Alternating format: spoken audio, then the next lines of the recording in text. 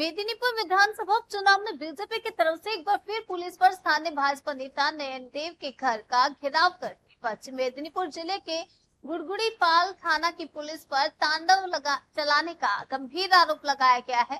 BJP की तरफ से बताया गया कि कुल मिलाकर 40 पुलिस वालों ने आधी रात के बाद भाजपा के नेता का घर का घेराव किया और उसके बाद उन्हें गैरकानूनी तरीके से गिरफ्तार करने की कोशिश की गई। भाजपा नेता नयन देव ने बताया कि पुलिस की तरफ से उन्हें उनके घर में नजरबंद करने की कोशिश की गई है, लेकिन वह अपने मंसूबों में कामयाब नहीं हो पाए। अंततः मेदिनीपुर विधानसभा उपचुनाव से बीजेपी उम्मीदवार शुभोजीत राय उनके घर पहुंचे और उन्हें वहां से सकुशल बाहर निकालकर मतदान केंद्र तक पहुंचकर उनका वोट डलवाया।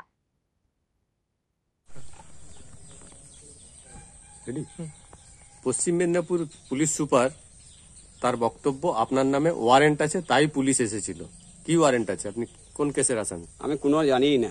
ওয়ারেন্ট থাকলে তো আমাকে কোর্ট থেকে নোটিশ আসবে। কোনো নোটিশ আসেনি এখন? না। তাহলে আছে তো ঘরে ডাকতো যে আপনার ওয়ারেন্ট আছে, বা আমাকে রাস্তায় দেখাম তো মানে পার্টিটা করতেছি 4টা অঞ্চলেই ছুটতেছি, তখনই তো আমাকে রাস্তায় দাঁড়িয়ে বা কোনো অফিসার বলতো যে নয় আপনার ওয়ারেন্ট আছে, কিন্তু সেরকম তো আমার কিছু বলে না। কালকে রাত্রে যখন পুলিশ এলো আপনার শ্বশুরমশাই তো ভেতরে ছিলেন, আপনারা তো কথা বলছিলেন, অ্যারেস্ট ওয়ারেন্ট দেখতে চেয়েছিলেন? হ্যাঁ, যখন বলছিল বাবা যখন বেরাচ্ছেনি দু ছেলেকে ঘাড় ধাক্কা দিয়ে নিয়েছো, ধীরে দেবী কান টানলে মাথা চলে আসবে এভাবে বলেছে। তখন আমি বলেছি যে যদি আপনারা নিয়ে যেতে চান তাহলে অ্যারেস্ট ওয়ারেন্ট দেখান, কাগজপত্র দেখান।